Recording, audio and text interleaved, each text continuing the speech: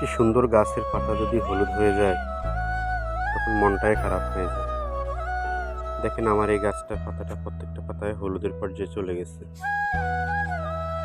তার পাশেই একটা গাছ দেখেন আলহামদুলিল্লাহ পাতাটা কেমন গাঢ় সবুজ, আর তার পাশেরটা দেখেন কেমন হলুদ হয়ে আছে। মন খারাপের কিছু নেই, এটারও প্রতিকার আছে। প্রতিকারটা হচ্ছে ম্যাগনেসিয়াম সালফেট বা ইপসম সল্ট। 1 লিটার পানিতে 2 ml করে দিতে হবে। এটা পাতায় স্প্রে করা যায়, গাছের গোড়ায় দেওয়া যায়। আমি এখন গাছের গোড়ায় দিব। আপনাদের এরকম হলে আপনার গাছের গোড়ায় এবং পাতা দিতে পারেন।